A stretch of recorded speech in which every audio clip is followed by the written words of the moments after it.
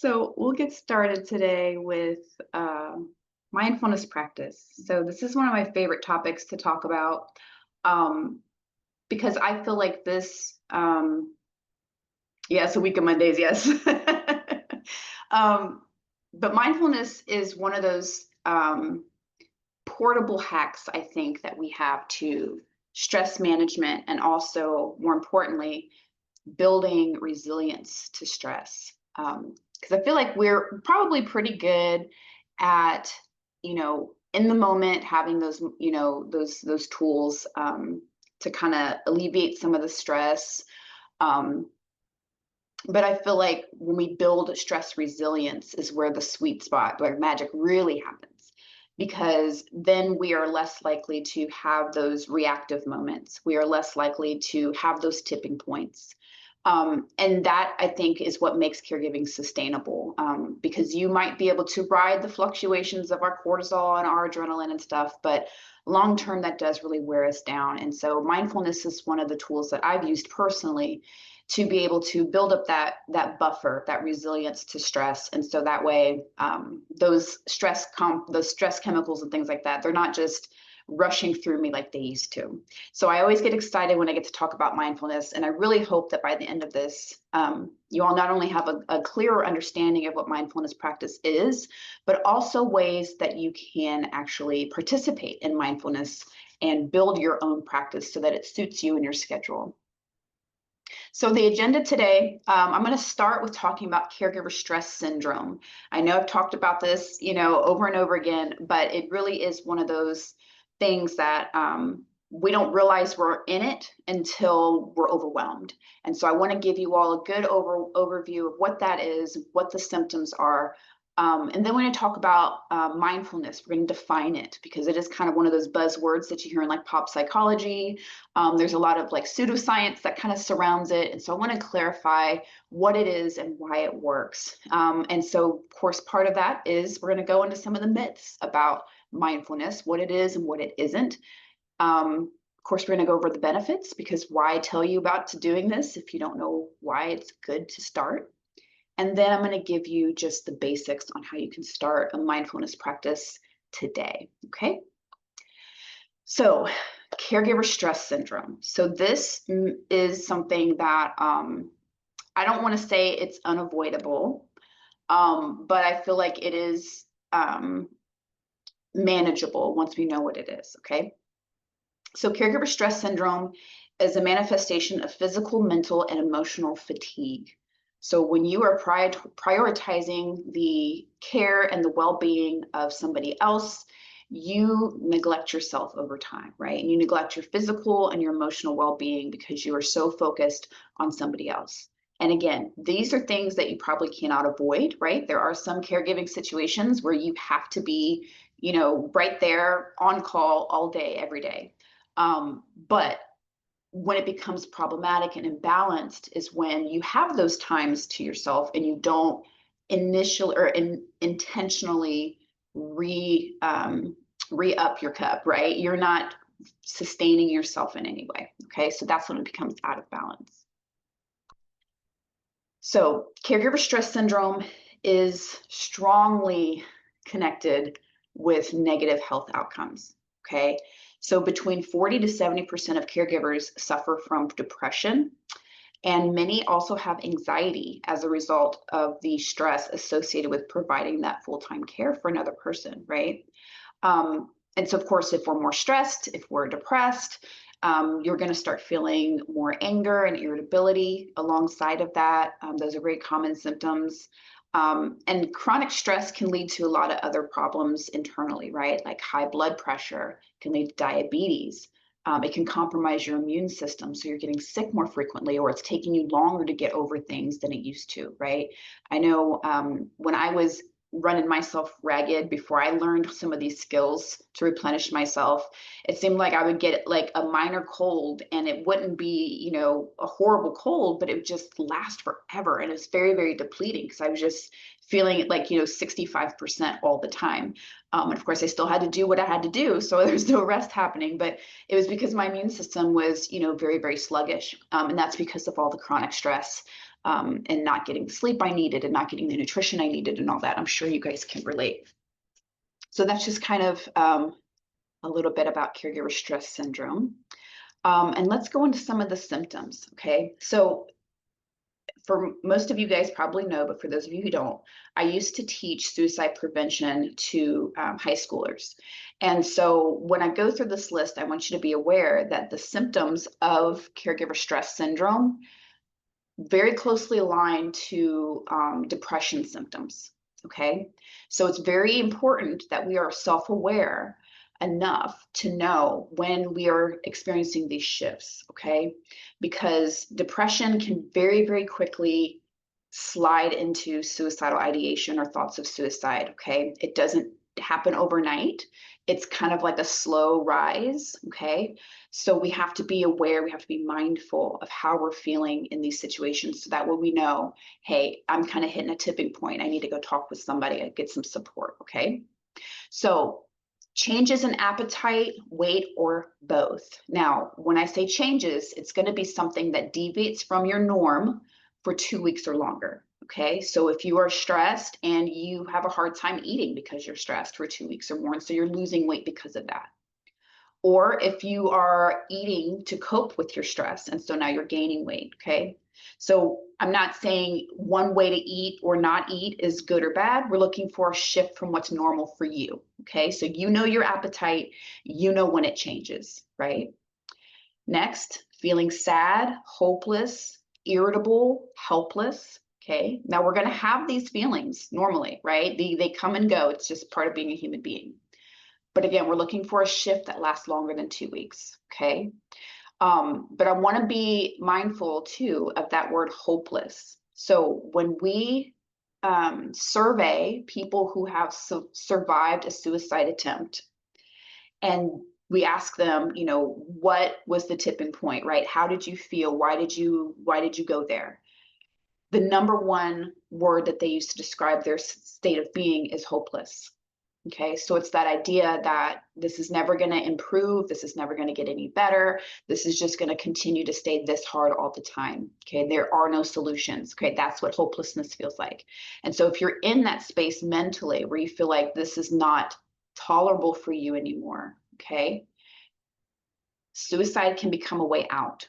Okay, and most people who commit suicide or attempt to do it, it's because they are in some kind of pain and they want to release from that pain. Okay, so I know it's kind of hard to talk about that kind of stuff, but I just want to be very, very clear. If you are experiencing hopelessness, that is a red flag that you need to go and talk with somebody. Okay, and it doesn't have to be a professional. Of course, I always advocate for that. But even if just somebody that you already know and trust, okay, just to let them know. Next, distancing from friends and family. Okay, and again, this is going to be a shift from what you're normally doing. Okay, there's people out on this world that are just like me, and I have a very wide orbit. I'm not a very social person, and that's normal for me. Okay, but if you are a social person or you have consistent interactions with people, friends, and family, and then suddenly you don't want to be bothered, okay, that could indicate that you're experiencing caregiver stress syndrome or depression. Okay. Changes in your sleeping patterns, okay? So maybe you used to get 6 hours of sleep and you were good on that, and now you can't barely open your eyes unless you've had 10 or 12 or 15, right? And then conversely, on the other side, maybe you've been a pretty decent sleeper your whole life, and now you've got insomnia, right? Because you're stressed or you're always game planning, you can't shut your mind down enough to rest, or you fall asleep, but you can't stay asleep, okay? Again, this is a shift in your pattern, okay? Not to say that if you only get 5 hours of sleep, you're depressed, right? If that's normal for you, that's normal for you, and that's okay, all right? An increased frequency of illness, we already talked about that. Thoughts of self-harm or harming others.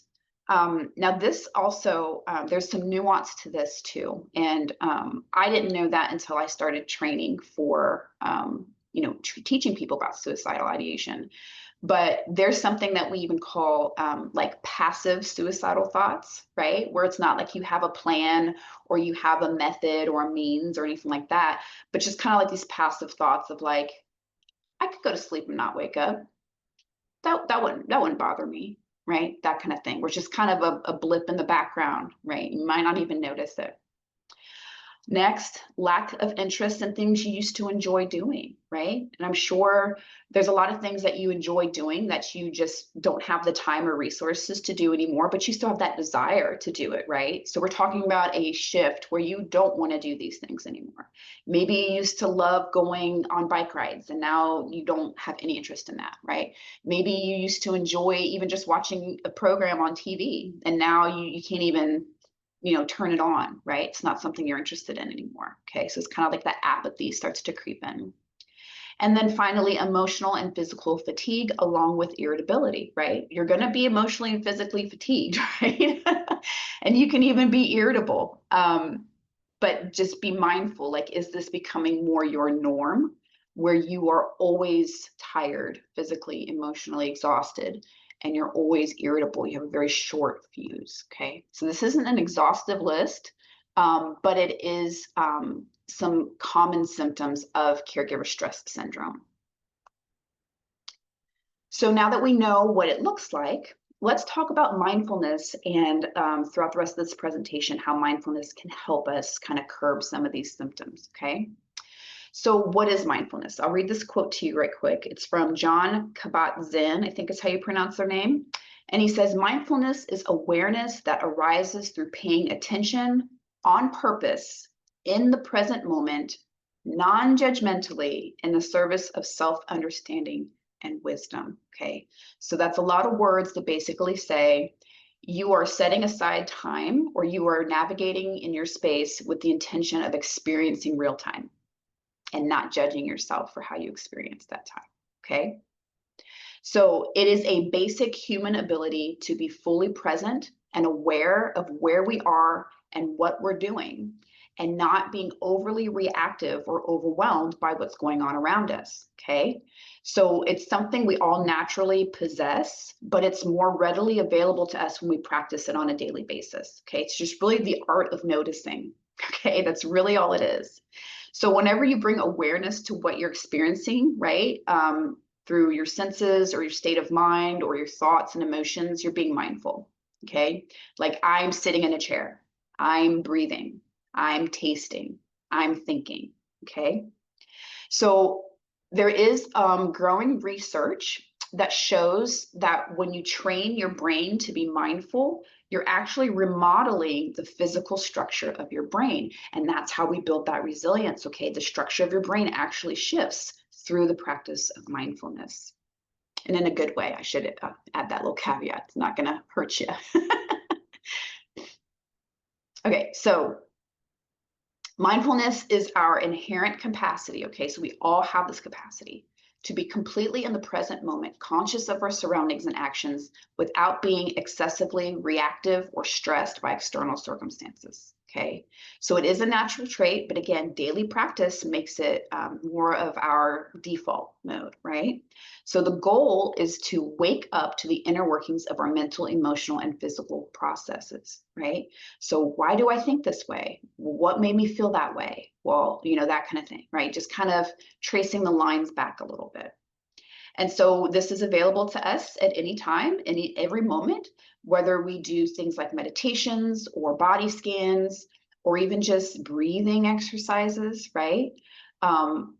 That's what mindfulness is, okay? So we often get this idea that it's, secluding ourselves and clearing our minds completely. We're not thinking anything, okay? That it's reserved for, the religious elite or what have you. And that's not true, okay? We all possess the capacity to slow down and notice, okay? Our entire bodies are wired for sensory input. Okay, that's the whole point of having our five senses.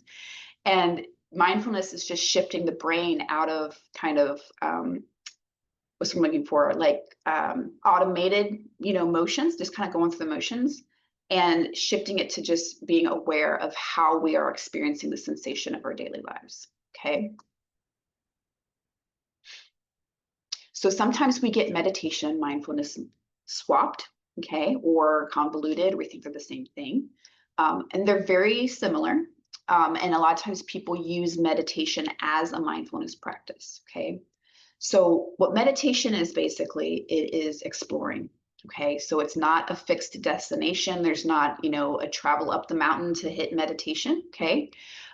Your head doesn't become completely free of thoughts or completely undistracted. Okay, that is not possible. Okay, now I'm sure there's some gurus out there who tell you it is, and maybe it is for them, but our brains are constantly working, even when we're asleep, right? Even when we're unconscious, we're still dreaming, it's still active, it's still processing. Okay, so to say meditation is going to make you, like you just had a lobotomy or what have you, that's just not true. Okay. So a lot of times people give up because they think, well, I keep thinking. I'm trying to meditate and I keep thinking, so I must be doing it wrong. You're not. Okay. We know you cannot not think. Okay. But meditation is a special place where each and every moment is momentous. Okay.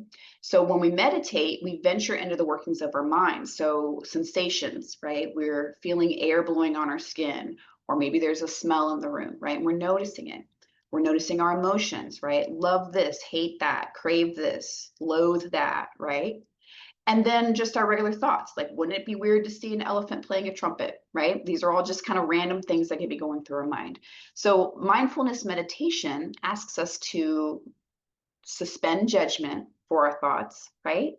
And to just really engage our natural curiosity about how our mind works, right?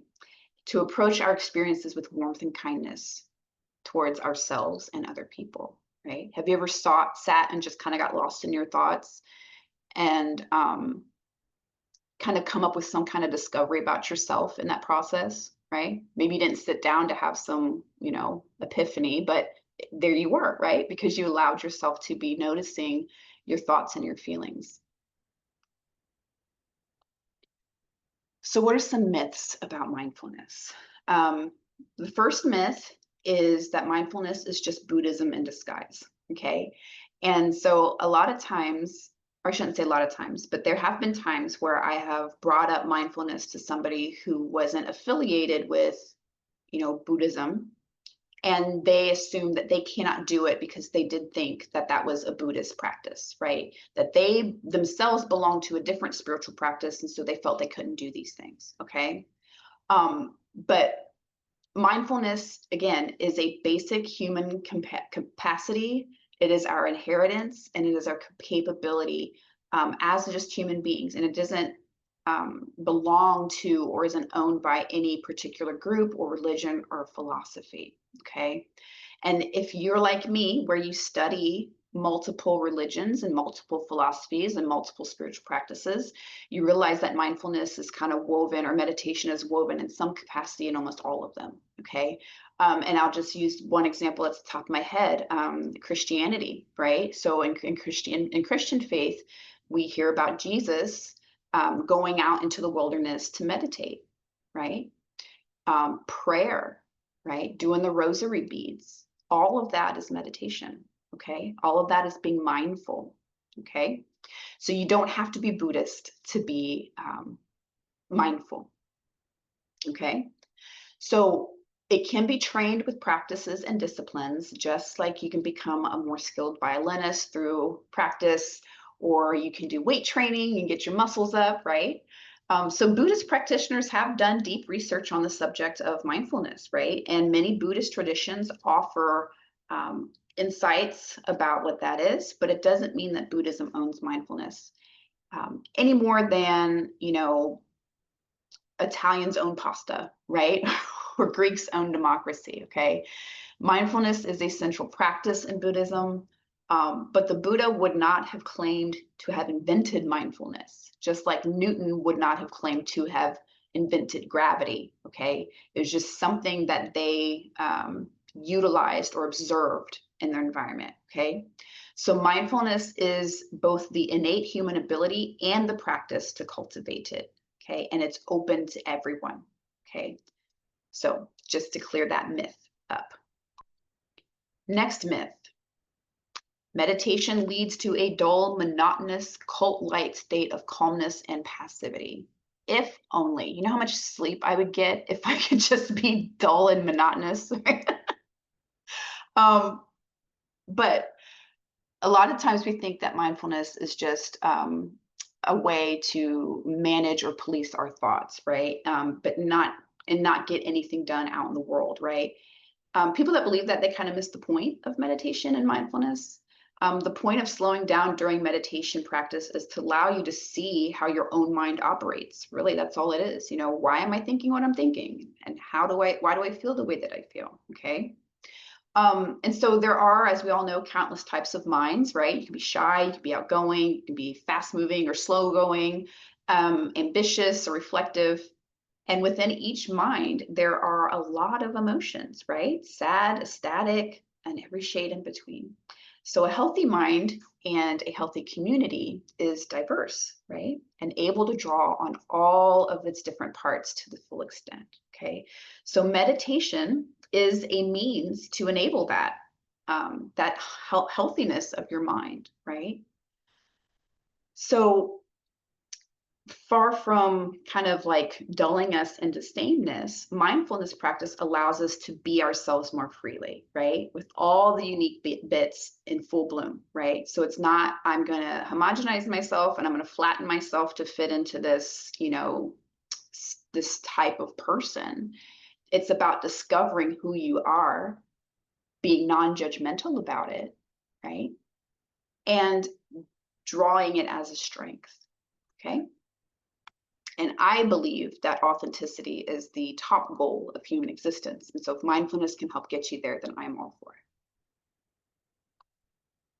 Next myth, mindfulness fixes something that's wrong with you, okay? So a lot of times, like I said before, people get into mindfulness or meditation and they expect it to be an emptying of the mind and they can't do it. And they're like, well, what's wrong with me? Why can't I do it? I'm really bad at this, right? Maybe you start thinking I'm just bad altogether. My mind is a mess. It's so scattered, right? And believe me, I know how cruel your brain can be to you, right? So you try to do something that's good for you, and then automatically your brain starts judging you for doing it wrong. So you're just like, what's the point, right? But if you try to do something new, whether that's meditation or playing a guitar or even parenthood, right? Or maybe being a caregiver, right? There's a learning curve, right? You're going to be bad at the beginning, right? That's just how we work. But we often forget that people get good at things by practice, by intentionally, diligently going through over and over and over again to solidify that trait or that skill in their muscle memory or in their minds, right? Same is true for mindfulness, okay? So let's see, the practice of mindfulness is about being curious about what's happening in our mind. And that can be incredibly freeing because we can come to feel that we're not as mysterious as we think, right? The movement of our mind, we kind of can start to see patterns in that. We can learn to navigate sensations, thoughts, and emotions more skillfully. Okay, so one thing that I really started to do in the beginning was when I would have a moment that kind of activated my nervous system, right? I got into a very high stress scenario, and it could be something completely stupid, right? Irritability makes everything worse, right? Mindfulness to me wasn't, well, let me go Zen.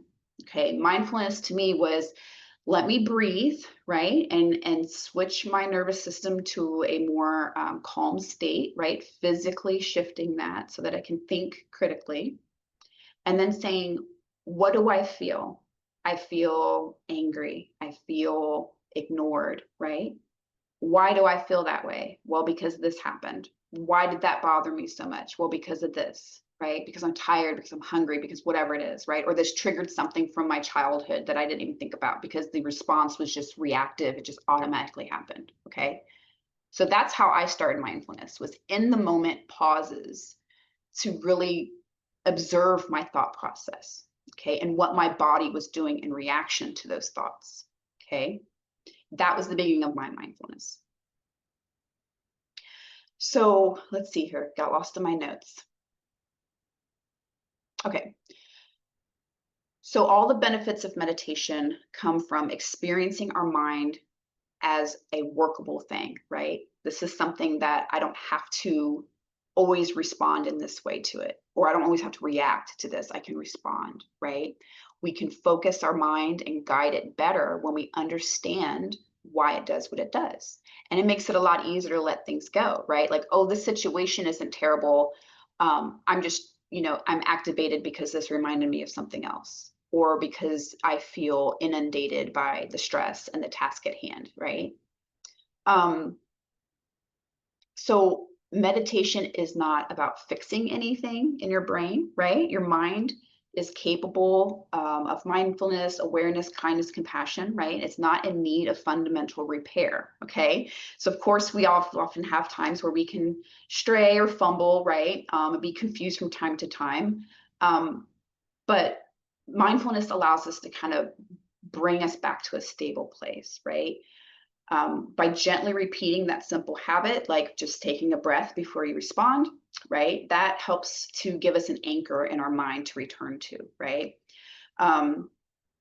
So that's why I think a lot of people who start with mindfulness, they start with the breath, because the breath is always with us. It's constant. It's natural, right?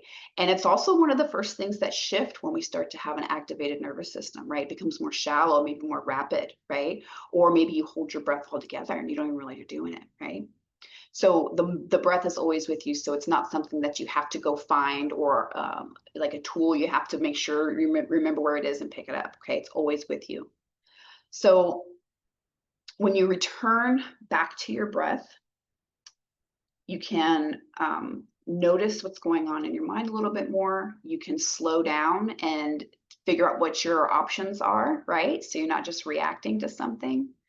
And so it's really just about getting yourself in a habit of remembering to breathe, right? That can be hard too sometimes.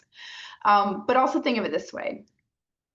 When you're learning to cook, you might turn the heat up too high and burn something, right? That doesn't mean you're a bad cook. It just means you need to adjust the heat. So the same is true with mindfulness, okay? You might not get it right away, and you're going to fumble in the process of it. But that doesn't mean you can't do it. It doesn't mean you're not good at it, okay? It's a practice. They call it a practice for a reason, right? So you have to be in a space where you allow a little bit of self-compassion, a little bit of grace as you build this skill, okay? So what are some benefits, okay? There's been a lot of studies, especially over the last decade, about mindfulness and the role it can, or the potential role it can play in our well-being. Okay, so I'll just read off a few of these. Let me make sure I've got everything. Okay, so the first one. Studies have shown that mindfulness meditation programs like mindfulness-based stress reduction and mindfulness-based cognitive therapy can reduce stress-related health problems like anxiety and depression. Okay, so in fact, the effects of such programs are comparable to taking an antidepressant, right? Not that there's anything wrong with taking antidepressants, but if you want something to go alongside of your antidepressant, or if you want something that maybe is an option outside of that, studies show that mindfulness-based stress reduction therapies can actually have similar effects, right? There was a review of 9 clinical trials published in JAMA Psychiatry, and they found that these types of therapies reduce rates of relapse for up to 60 weeks. That's relapse of depression symptoms. And so that is actually pretty effective for patients with high levels of depression symptoms to begin with, right? And oftentimes, if you're going through depression treatment, your provider will tell you, here's some medication, but this isn't the cure-all, right? There's other things that you want to do in tandem with that to really get the full benefit, okay? And so this reduction of depression symptoms or just depression relapse was observed across different demographics. So different genders, different ages, different education and relationship statuses. Okay, so this wasn't just a specific group of people that benefited from this. Okay, it seems to be widespread throughout the human species. Okay, next, people who underwent an 8-week mindfulness training program exhibited a higher count of flu antibodies compared to non-meditating people after receiving the flu vaccine. That's pretty interesting. Researchers discovered too that both meditators and non-meditators experienced an increase in positive feelings and antibody responses to immune system challenges, but the increase was significantly higher in meditators, excuse me. So of course the flu vaccine is going to work whether you meditate or not, but this study said that if you meditated, your antibodies from that vaccine actually increased. Okay, so it's good for your health, right? It's good for your immune system. There is a study conducted at the University of California in Los Angeles, and researchers found that mindfulness-based stress reduction can improve immune function even in those with HIV. The belief is that the enhanced immune system functionality could be a factor in the improvement of healing found in psoriasis treatments. So, I mean, it's pretty interesting stuff. I'm not saying if you meditate, you're going to cure your cancer, but it does seem to have a positive effect on boosting your immune system and the capacity it has to do what it's designed to do. So that's pretty cool. Next, brain matter. So we know that, or at least it's the belief that brain matter decreases in volume with age. And there is a study by Dr. Eileen Luders at the UCLA School of Medicine and Nicholas Cherubin at the Center for Research in Aging in Australia. And it showed that the brains of long-term mindfulness practitioners are protected from this gray matter atrophy more than non-practitioners. Okay, so it can actually help maintain the gray matter in your brain. So a 2017 study looking at the function of the brain in healthy older adults suggests that meditation may increase attention, which makes sense because mindfulness and meditation is all about paying attention, right? And so there was also a review of research that suggests that mindfulness may mitigate cognitive decline, perhaps due to its effect on memory, attention, processing, and executive functioning. And new research finds that mindfulness instruction may lessen cognitive decline due to mental and emotional stress. So if you're experiencing mental and emotional stress and you notice, hey, I'm kind of always in a brain fog, maybe mindfulness is for you, right? It can kind of help with that boosting of clarity, right? Speaking of, mental clarity and focus improve after meditation training. So another study, it was an analysis of 18 studies, of an 8-week mindfulness-based stress reduction therapy, found that mindfulness-based programs may support components of cognition, right? So that could be short-term and our autobiographical memory, like how we remember ourselves and our life. Also with cognitive flexibility and self-awareness. So key skill sets that allow people to develop awareness of negative thought pattern in order to develop new ways of thinking, responding to experiences. So that's where things like cognitive behavioral therapy with a mindfulness component, right? Where you kind of notice your thoughts and then you replace them, like you reframe them with something that's not as distorted, right? Instead of saying like, oh, I'm lazy because I didn't do the dishes today, you can say, I'm taking a day of rest, right? So you're not acknowledging you didn't do the dishes, but your tone and how you view yourself because of it is shifted. Okay, so that's what CBT kind of helps you do. And adding mindfulness on top of that actually boosts the results of those types of therapies, okay? And then finally, meditation can help improve your mood and your sleep. Who doesn't need more of that, right? Studies show that mindfulness-based therapies can create a sense of calm that aids in relaxation, sleep, and also help with combating insomnia. So there have been times where I've woken up, couldn't go back to sleep, did some mindfulness, and it was a lot easier for me to lay down. Sometimes you wake up and you can't sleep because your mind just starts to spin, right? It starts to spiral about, I've got these bills coming up and my bank account looks, sad, or Christmas is coming up and I don't know what to do, or whatever it is, right? We start to think because we're stressed. Well, if you start to meditate or practice mindfulness and practice a little bit of self-compassion in those spaces, you're more likely to improve your sleep functioning. Mindfulness can also help you with burnout, addiction, and suicidality, okay?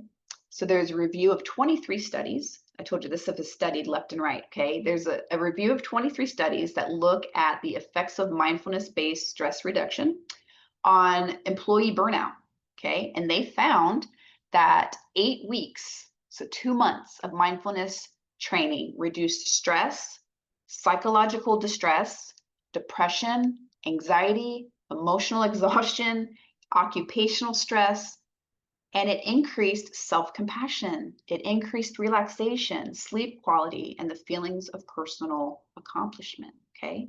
And again, mindfulness doesn't have to be 8 hours in the Tibetan mountain somewhere, okay? It can just be a daily practice. Taste your tea, feel your breath, get in the sunlight and experience the feeling on your skin. That's mindfulness, okay? It doesn't have to be a big to-do, okay? So just doing it consistently gives you so many benefits. Next, it can help with addiction, right? So mindfulness-based interventions may be helpful in decreasing cravings and substance misuse, according to a review of 34 randomized controlled trials, okay? So research suggests that mindfulness may be effective in increasing somebody's awareness of stress, right? Their awareness of despair and anger and loneliness, and the cravings that often trigger relapse. So if you're trying to curb your addictive tendencies, whether that's through drugs, alcohol, food, doom scrolling, sex, whatever it is, oftentimes the use of that substance or that activity is a coping mechanism for an uncomfortable feeling, right? So through mindfulness, we become aware of those feelings of like depression or despair, anger, loneliness. So instead of reaching for the thing to cope, we can use mindfulness to kind of trace it back. Okay, why do I feel this way, right? Can I make a choice that's better for me? Okay, so it's really about allowing that buffer in your brain between thought and action, right? So that you can make better choices. And then finally, suicide, right? So they did examine some studies on the impacts of mindfulness-based interventions on suicidal behavior, and they found that mindfulness may be useful for helping people cope with stress and difficulties and also problem solving. And it can also improve focused attention and decrease suicidal thoughts, which are all known risk factors for suicide attempts, okay? So again, we're not just reacting, we're choosing to slow down and respond. And again, it's a practice, okay? I didn't just wake up one day and say, well, I'm going to be mindful, and then all of a sudden I was Mary Poppins and like the world's best mom, right? It took years for me to get to a place where I understood my nervous system and my reactions so well that I could feel when it started to get activated. And then I could employ my mindfulness strategies, okay? Through movement, breath, taste, whatever, some sensorial experience to kind of help me stay mindful. So some basics, okay? Like I told you, it can be as complicated as you want it to be. Some people like having a whole full ritual around this. Most of us don't have time in the day to sit down and do this for hours at a time. But here are some basics to help get you started, okay? So again, mindfulness just helps put some space between ourselves and how we react, right? Breaking down these conditioned responses, right? Our brains are very habitual, okay? They're gonna go the path of least resistance. And if you're always getting angry, your brain's just gonna automatically go there because that's where it's used to, right? That's the road it takes. But mindfulness kind of helps us shift into a different response that is more aligned with how we wanna be, right? And how we wanna show up in the world. So how we tune into mindfulness throughout the day. Set aside some time, okay? You don't need a big, room dedicated just to meditation or a fancy cushion that costs you $75. And you don't need a gym or any special equipment for it, right? But you do have to have time and space, okay? There's a lot of mindfulness that happens in the moment, like I had already given you some examples. But if you want this to be something that you're building throughout your day-to-day, you're building it throughout your life, being intentional about setting aside time, even if it's just a little bit, is very, very important, okay? So we just observe the present moment as it is, right? So mindfulness is not to quiet the mind or attempt this, Zen, eternal calm or whatever. It's just you're trying to pay attention to the present moment and not judge yourself in it, okay? It's easier said than done, we know, because judging ourselves seems to be an Olympic sport that we all excel in. But try to let your judgments roll by, right? So when we notice a judgment, if it arises during your practice, you can just make a mental note of it and let it pass, right? A lot of times people will use the visualization of, like, if you're watching clouds in the sky, right? You notice the cloud, but you just kind of let it drift past you, right? You're not judging the cloud and you're not judging yourself as it relates to the cloud. You just acknowledge the cloud is there and let it float on. Okay, so that's kind of how we can train our brains to, once we acknowledge a thought, to not immediately judge that thought. Okay. Let's see here.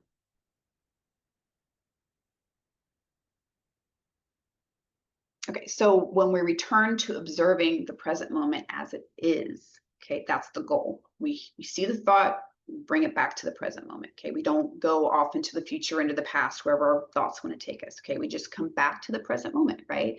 Our minds are going to get carried away in thought, and that's why mindfulness is a practice, okay, of returning again and again to the present moment. I watched a lecture series on mindfulness, and the instructor said that he viewed his mind as like a potty training puppy, right? Trying to house train a puppy, where if the puppy has an accident, you don't judge the dog. Hopefully you're not, you're not berating the animal. You just put him back on the little puppy pad, right? You just bring him back where he needs to go, right? And that's kind of how we think of our thoughts too, where it's like we're not judging our thought for wandering. We're just bringing it back gently, calmly, and lovingly, right? Back to the present moment. We don't judge ourselves for whatever thoughts crop up, right? We just practice recognizing when our mind has wandered off, and we gently bring it back. And that's why the breath is so important, right? We just focus back on the breath, right? It's often been said that it's very simple, but it is not necessarily easy, okay? So the work is to just keep doing it, and the results will happen, okay? And that's it. That's all my information. It's kind of, well, not short and sweet, but short enough. And of course, here are my sources. If that's something you want, I can send it to you after this, so that you can do some of your own research. And I always encourage you all to do that. Don't just take my word for it. Look at it and see what works for you, because there's so many different ways to meditate. If anybody tells you there's only one way to do it, they're lying to you, probably because they just want to sell you a product. But meditation really is just, it's making sure that you are aware of your thoughts, but you are kind to yourself despite those thoughts. Okay. Let me stop my share. And